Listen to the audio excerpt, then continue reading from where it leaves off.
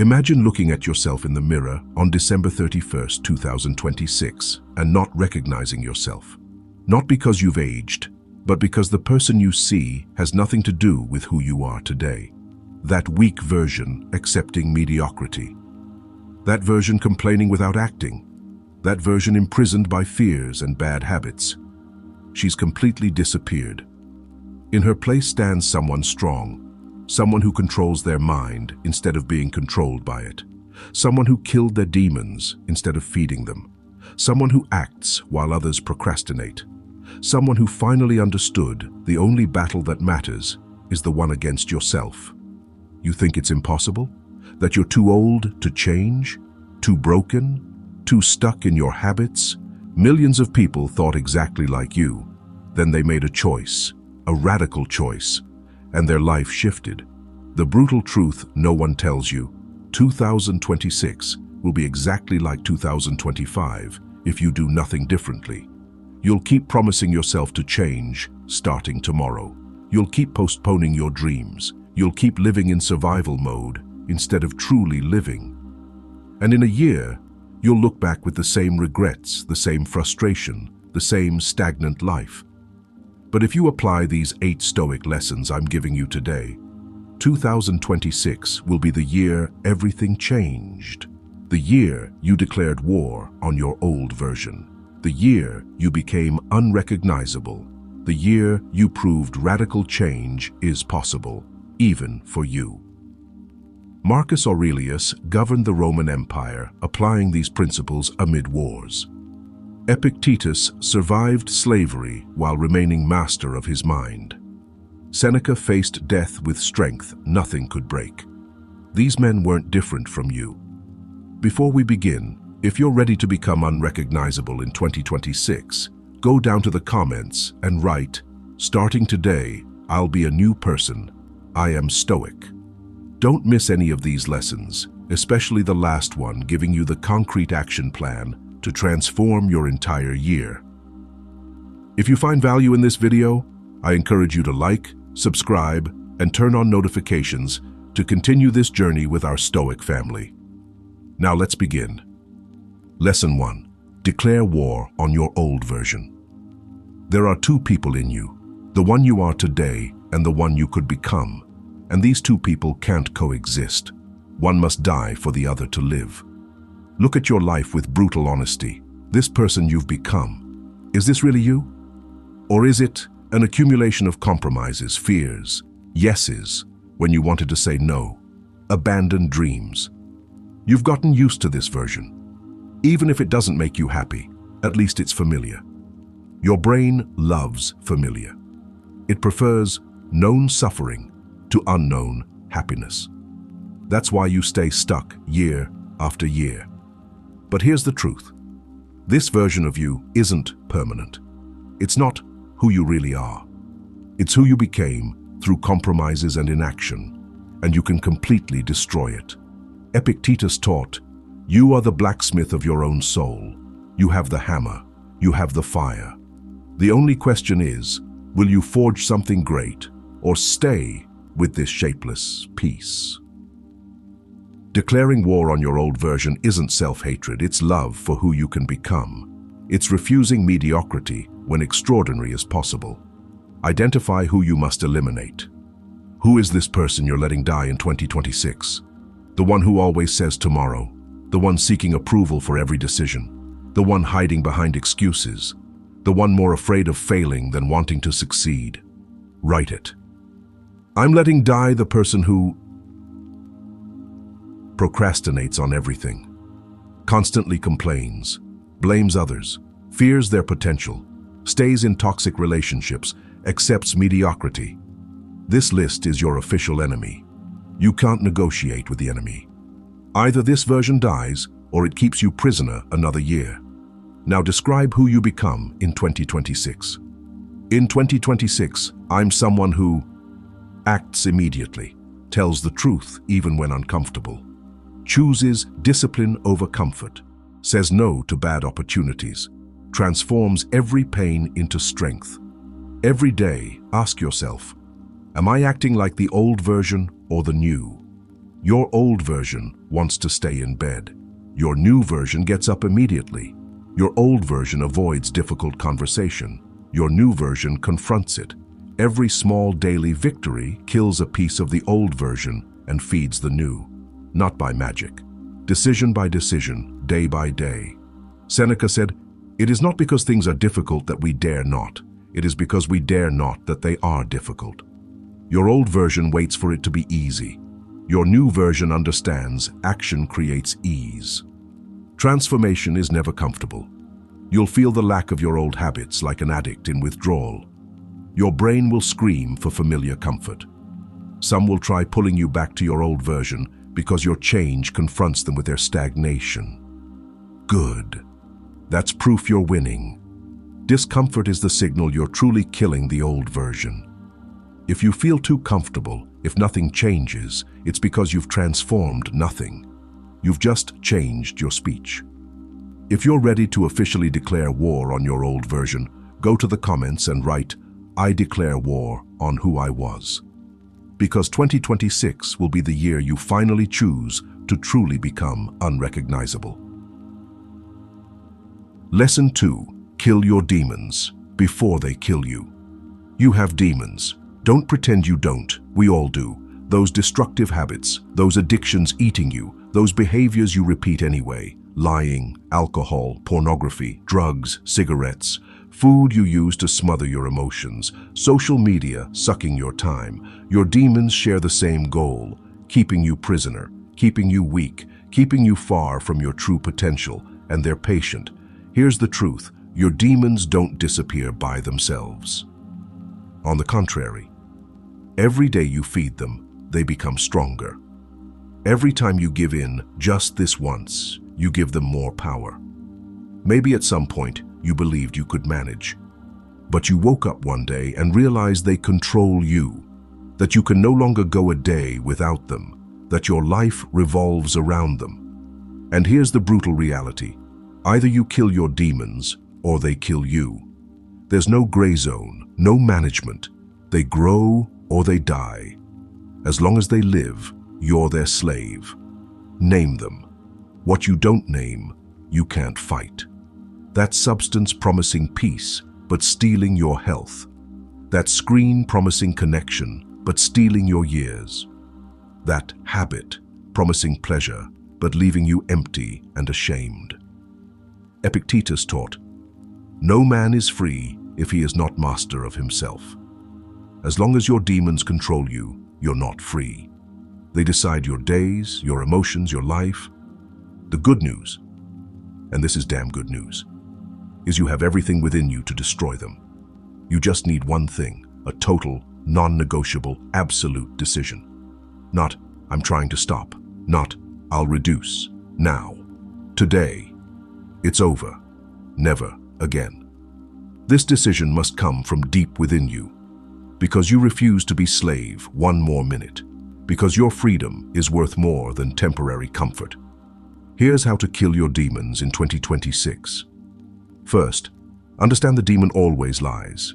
It promises relief, peace, pleasure, but it never delivers. Never. It delivers shame, emptiness, regret. Remember that every time temptation arrives. Second, cut all access. Your demon feeds on easy opportunities. Want to stop alcohol? Empty the house. Want to stop pornography? Block everything. Want to stop smoking? Throw everything away. Leave no door open. Third, replace the void. When you kill a demon, it leaves huge space. If you don't fill this space with something constructive, the demon will return. Replace addiction with discipline, vice with virtue. Fourth, accept the first days will be hell. Your body will scream. Your mind will negotiate. You'll feel empty, lost. That's normal. It's the demon agonizing. Continue. Every hour you hold, it weakens. Fifth, don't count days. Don't say, "I haven't smoked for 3 days." Say, "I don't smoke, period." You're not stopping. You stopped. This identity changes everything. You might relapse. It's okay. Failure is staying down. If you fall back, Get up immediately. Don't let one relapse become a week, a month. But you can never abandon the war. You can lose a battle, but the war continues until the demon is dead. Think about who you'll be in a year if you kill your demons now. Free, truly free, strong, proud of yourself, someone who respects themselves. Now think about who you'll be in a year if you continue like today. Still prisoner, still weak. Another year lost in the same cycle. The choice is before you. In 2026, either your demons are dead or part of you dies every day. If you're ready to kill your demons definitively in 2026, go to the comments and write, "My demons die in 2026." Because you absolutely can't become unrecognizable if you remain slave to the same chains year after year. Lesson 3. Choose solitude over chains. How many relationships do you maintain from fear of being alone? How many toxic people do you keep because solitude terrifies you more than their toxicity? Society conditioned you. It made you believe solitude is failure, that your value is measured by number of connections. So you cling to anyone, even relationships draining you, even those where you can never be yourself. But here's the truth. Solitude isn't punishment. It's liberation. It's in solitude you discover who you truly are without masks. It's in solitude you build your true strength. It's in solitude you become free. Epictetus taught, wealth consists not in having great possessions, but in having few wants. Your strength doesn't come from number of people around you. It comes from your capacity to be complete, at peace, without needing them to feel valid. You fear solitude because you've never truly met yourself. You've spent your life fleeing silence, filling every moment with noise. You fear what you'll discover if you stay alone with yourself. But in this solitude, you'll discover your true strength, the one truly belonging to you, the one standing when everyone's left. In 2026, evaluate every relationship with brutal honesty. This person, do they add to your life or subtract? Do they push you up or pull you down? Do they celebrate your growth or feel threatened by it? If the answers hurt your gut, you know what you must do. But you're afraid of losing the person, afraid of solitude. So you stay and keep emptying yourself, diminishing yourself, betraying yourself. Understand that any relationship where you must diminish who you are to be accepted is prison. Any person threatened by your growth is a chain. Any connection demanding you stay small is toxic. Seneca said, associate with those who can improve you. Welcome those you can improve. If your relationships fulfill neither, why do they still exist? Cut, quickly, cleanly, without endless explanation. That friendship draining you? Cut. That relationship where you can never be yourself? Cut. Those people criticizing your growth? Cut. Yes, it will hurt. Yes, you'll feel alone. But this temporary void is infinitely better than permanent toxicity. And here's what will happen. In this void, you'll discover yourself. You'll realize you're much stronger alone than poorly accompanied. You'll develop deep relationship with yourself no one can break. Then, from this strength, you'll attract quality people. Because you're no longer desperate. You have standards. You respect yourself enough to demand better. Solitude makes you selective. You only let in those truly deserving, who respect your growth, who celebrate your victories. In 2026, choose solitude over bad connections. Learn to love your own company. Build a life so rich you need no one to feel complete. This doesn't mean becoming isolated. It means you're no longer slave to your need for connection. You choose your relationships from strength, not from fear. If you're ready to choose solitude over chains, go to the comments and write, I choose my peace above all. Because you can't become unrecognizable if you remain surrounded by same people who saw you fail 1,000 times and secretly wait for you to fail again. Lesson 4. Become the architect of your silence. Your biggest mistake in conflicts, reacting immediately. Someone provokes you and instantly, without thinking, you react. You yell, you respond, you counterattack. You think you won, but in reality, you lost. Because that person controlled your reaction. We value constant emotional expression. Say what you think. Be authentic. But every time you react emotionally without filter, you give your power to the other person. Someone provokes you. You react with anger. You think you're defending your honor, but you just proved they can control you with a few words.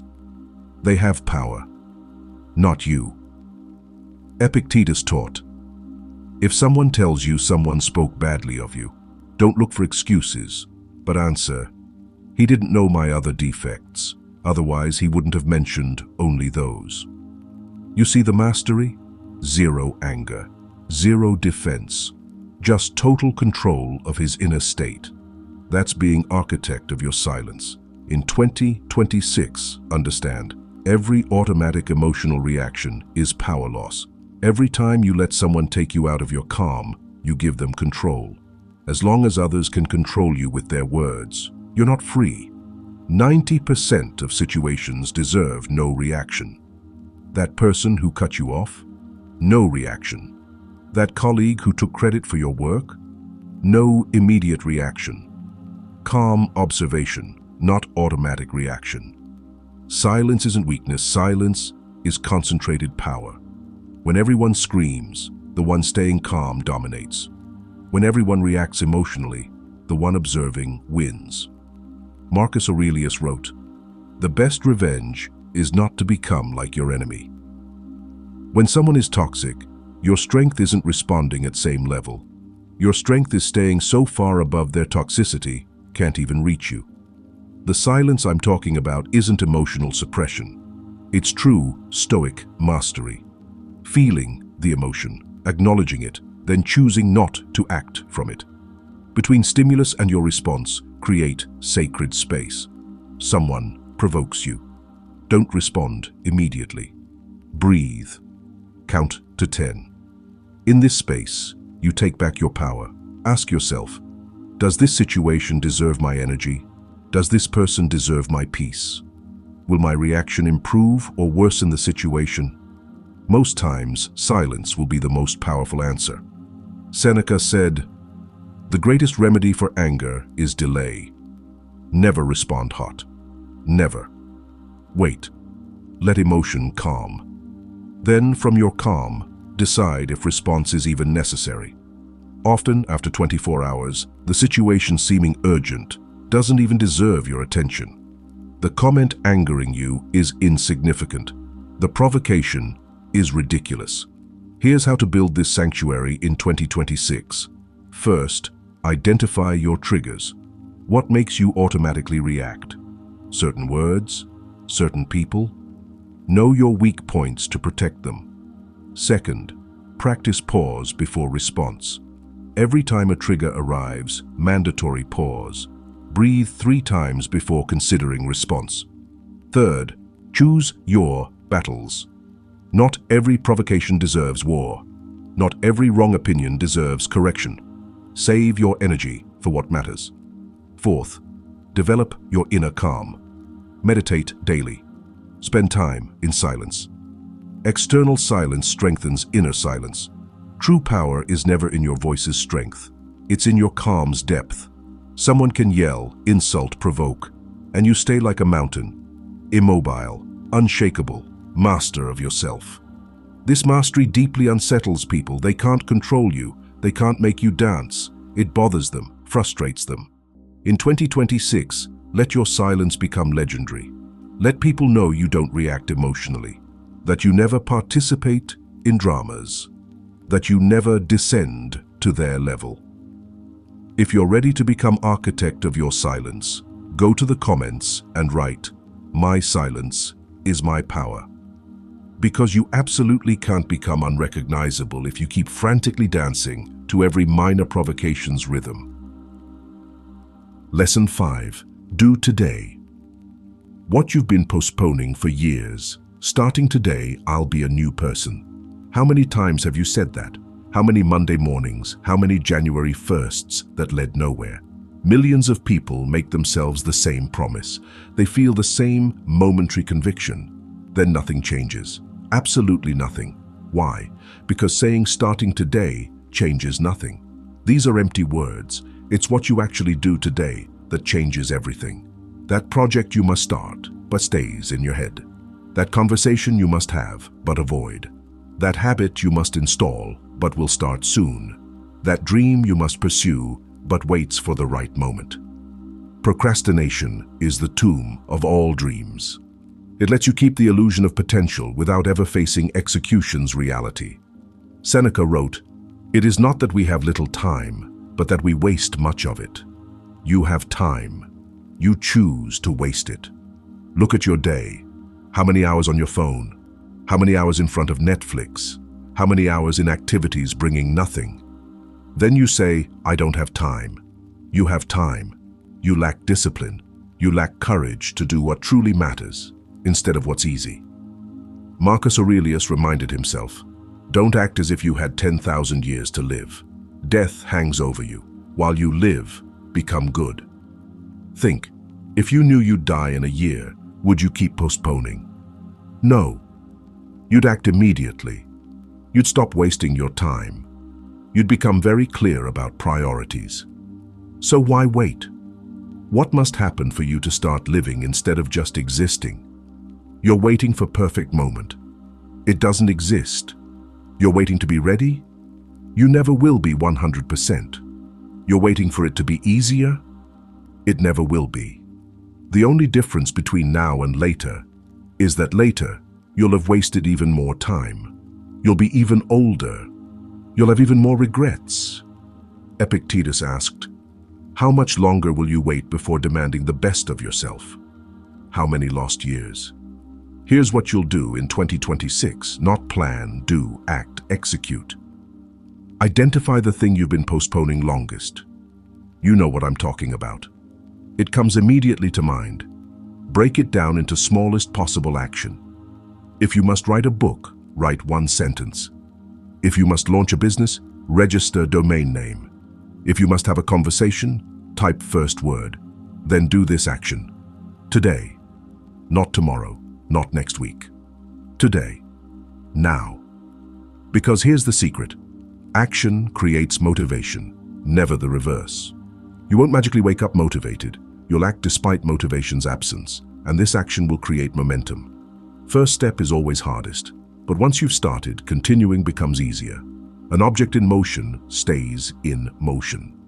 Stop overestimating what you can do in a day and underestimating what you can accomplish in a year. If you do one small action daily for 365 days, you transform your life. But you must start. Today. This minute. In 2026, your rule, 0 day 0.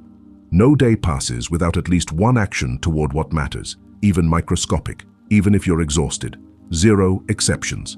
This consistency is what separates dreamers from doers. Dreamers act when inspired. Doers act systematically. You won't always feel like it. That's okay. Do it anyway. Discipline beats motivation every time. Stop seeking paralyzing perfection. Do something imperfect but real rather than nothing perfect but imaginary. A badly written book exists.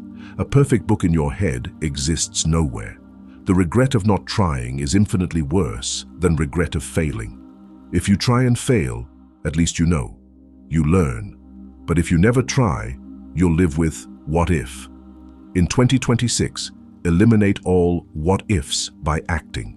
Transform questions into answers, possibilities into realities, dreams into actions. If you're truly ready to stop postponing and start doing, go to the comments and write, "I do today what I've postponed too long." Then immediately close this video and do the first microscopic action. Now.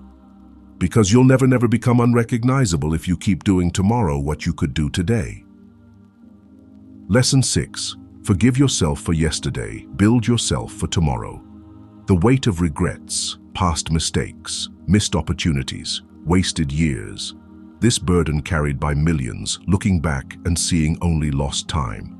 Maybe you're 60 and realize you've lived wrongly for decades. Maybe you're 40 and see all lost opportunities. Maybe you're 25, but already feel weight of your mistakes. This weight prevents you from moving forward. You're stuck in "I should have" and can't see "I will." So focused on who you weren't, you can't become who you could be. Listen carefully. You can't change yesterday, but yesterday can change you if you choose to let it. It can paralyze you with regret or propel you with lesson. The choice is yours. Marcus Aurelius taught, "When you arise, think what privilege it is to be alive. Every morning is new life. Blank page. Chance to start again. But you can't write on this page if your hand is clenched on yesterday's burned pages. You must let go. You must forgive yourself." Self-forgiveness isn't excuse. It's not saying, "What I did was okay." It's saying, "What I did is done. I can't change it, but I can choose who I become now." You did your best with what you knew. Maybe your best wasn't good. Maybe you destroyed things, hurt people, but you didn't know then what you know now. If you'd known, you'd have acted differently. But you didn't know. Accept it. Here's how to truly forgive yourself. First, acknowledge mistake without justification. I did that. It was wrong. I acknowledge it. No but, pure acknowledgement. Second, learn the lesson. Every mistake is teacher. What did it teach you? About yourself? About life? Extract all wisdom. Third, repair if possible. Give sincere apologies. Compensate damage. But if repair is no longer possible, accept this reality. Fourth, commit to never repeating. True forgiveness comes from transformation. You can't forgive yourself if you continue same behaviors. But if you truly change, forgiveness follows. Fifth, use your pain as foundation. Every scar becomes stone. Every mistake becomes material. Build something beautiful with your ruins. Epictetus said, "What is in us is greater than what is before or behind us." Your past only defines your future if you choose to let it. You're 20 and feel you wasted your youth. You have 60 years ahead. You're 40 and destroyed your life. You have 40 years to rebuild. You're 60 with regrets. You still have time. As long as you breathe, you can change. History is filled with late transformations. People who lost everything at 50 and rebuilt empire. People who started at 70 and created something magnificent. They all did same thing. They stopped looking back. They forgave their past. They extracted lessons. Then they built themselves day by day. Marcus Aurelius said, "Our life is what our thoughts make it." If your thoughts stay in regret, your life will be paralyzed. If your thoughts focus on building tomorrow, your life will advance. Write letter to yourself. Acknowledge your mistakes. Forgive yourself for each. I forgive myself for... Then burn this letter. Watch it go up in smoke. Then write to future person you'll become. Describe them. Who are they? How did they transform mistakes into wisdom? How did they build something beautiful on ruins? This second letter becomes your plan for 2026. Every minute you spend regretting yesterday is minute stolen from building tomorrow. Every minute in "I should have" is minute lost from "I will." Yes, you made mistakes. Yes, you lost time. Accept it. Then ask yourself, and now, what do I do with time I have left? Your answer determines if your story ends in regret or comeback, if your life becomes lesson of redemption or warning of wasted time. In 2026, choose redemption. Forgive yourself. Learn. Then build something so beautiful that when people look at your life, they won't see your mistakes. They'll see your transformation. If you're ready to forgive yourself and build yourself, go to the comments and write, "I forgive myself and I build myself." Because you can never become unrecognizable if you remain eternally prisoner of who you were. Lesson 7. Don't seek peace anymore. Become peace. I'm seeking peace, this desperate search for inner peace, as if peace were an object you find somewhere. But here's the truth. You'll never find peace by seeking it, because peace isn't destination. Peace is who you become. Marcus Aurelius wrote, "You have power over your mind. Realize this, and you will find strength." Peace never comes from perfect circumstances. It emanates from your inner state facing chaotic circumstances. Look at how you seek peace. If I had this job, I'd be at peace. If this relationship worked, I'd be at peace. If I had enough money, I'd be at peace. You condition your peace to external events over which you have no control. And as long as you do that, you'll never truly be at peace. Because circumstances constantly change. If your peace depends on them, it will always be fragile. Epictetus taught, "Men are disturbed not by things, but by the opinions they have of things." Your peace doesn't depend on what happens to you. It depends on how you choose to interpret what happens to you. Two people live same difficult situation. One is devastated. Other stays calm. The difference not situation, interpretation. Cultivated inner state. Person at peace understood. I don't control what happens to me, but I totally control how I respond to it. In 2026, stop seeking peace in external things and start cultivating it internally. First, radically accept what is. Not bitter resignation, liberating acceptance. Resignation says, it's terrible. Acceptance says, it is what it is. Now what do I do? Seneca taught, some things are in our power, others not. Everything not in your power, accept it completely. Resistance creates suffering. Acceptance creates peace. Second, release attachment to results. You control your efforts, not results. Give 100%, then detach from result. You did your part. Rest doesn't depend on you. Third, practice daily gratitude. Every day, identify 3 things you're grateful for. Small things. You ate? Gratitude. You have roof? Gratitude. You walk? Gratitude. Gratitude transforms what you have into enough. And when you have enough, you're at peace. Fourth, create peace rituals. Morning meditation, nature walk, evening journal, complete silence. These rituals are your sacred appointments with your peace. Fifth, simplify your life. Every complication steals your peace. Too many possessions, too many commitments, too many options, too much noise. Eliminate everything not essential. Sixth, accept impermanence. Everything changes, everything ends. Instead of resisting, embrace this truth. It makes every moment more precious. Seventh, forgive quickly. Every resentment steals your peace. Every grudge is poison you drink. Let go. For you. Because your peace is worth more than your ego. True peace isn't absence of chaos. It's presence of calm amid chaos. Ocean on surface can be agitated, but in depth it stays calm. Become this depth. Let waves come and go. At center of your being, stay unshakably calm. This peace no one can give you, but no one can take it, because it depends on nothing external. It emanates from you. In 2026, don't seek peace in new job, new relationship. Cultivate it in you.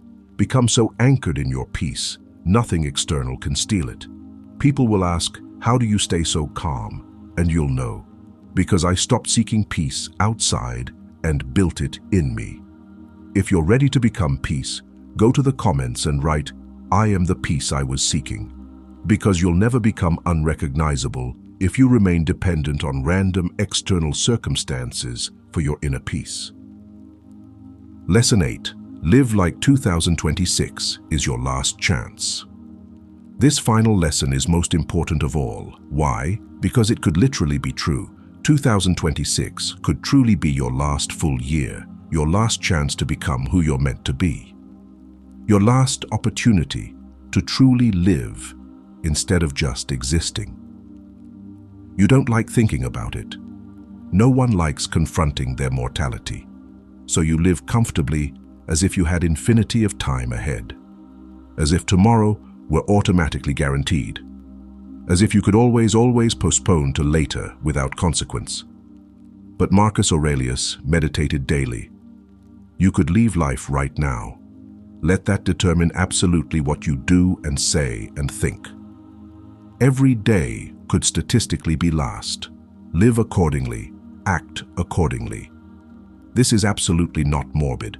It's deeply liberating. When you truly realize, not just intellectually but viscerally in your bones, that your time is radically limited, absolutely everything instantly changes. Priorities become crystalline, futilities disappear, urgent action replaces comfortable procrastination. Look at your current life as if you had exactly 1 year remaining. 365 days.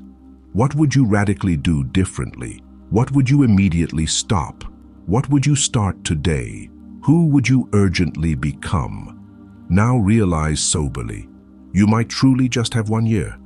No one knows their precise expiration. Death doesn't warn. 2026 could truly be absolutely all you have left. Seneca wrote with palpable urgency, "It is not little time, it is much wasted time." You don't need more time. You need to intelligently use what you already have. How many years have you already wasted? How many days definitely lost in easy distraction, comfortable procrastination, cowardly avoidance? How much irreplaceable time stolen by paralyzing fear, constant doubt, perpetual hesitation? Stop. Now. Immediately. 2026 will be radically different because you'll live every day as if it might be your last chance. Because statistically, it truly could be. Here's your concrete battle plan to live 2026 without regret. First, ruthlessly eliminate everything not truly mattering. If it doesn't make you significantly grow, if it doesn't bring you closer to who you want to become, if it doesn't deeply nourish your soul, eliminate completely. Useless activities, empty relationships, obligations serving no one, infinite distractions. Second, absolutely invest everything in what truly matters. If you had 1 year to live, where would you put all your energy? Your irreplaceable health, your authentic relationships, your meaningful work, your continuous growth? Do exactly that. Now. Third, immediately repair what can still be repaired. Those broken relationships truly mattering. Repair them today. Those crucial words unsaid. Say them now. Those apologies never presented? Present them immediately. If you died tomorrow, what would you bitterly regret not doing? Do it now. Fourth, absolutely forgive everything and everyone. If you had 1 year to live, would you truly keep those heavy grudges? Carry that toxic resentment? No. You'd completely forgive. Not for them. For you. To die free rather than poisoned. Fifth, live every day with clear intention.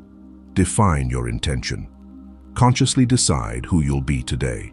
Then live this intention without compromise. If you're ready to live 2026 without regret, go to the comments and write, "I live 2026 without regret." Because you'll only become unrecognizable if you live every day as if it might be your last. If you made it this far, write in the comments, "Starting today, I'll be a new person. I am Stoic." But this time, don't let this remain empty words. Make it concrete reality. Which lesson touched you most? Choose one. Start with that one. Master it completely before moving to next. Write in the comments the lesson you're applying first. Important. If you're struggling with severe psychological problems, clinical depression, debilitating anxiety, consult qualified professional. Stoicism is powerful, but it's not substitute for necessary medical care. Be patient with yourself. You won't become unrecognizable overnight. But if you apply these lessons with consistency, in 365 days, you won't recognize yourself. 2026 is your year. The year you become unrecognizable. But it starts today. I invite you to subscribe, turn on notifications. I suggest you review the last 2 recommended videos. Thank you for your time and commitment. See you in our next adventure.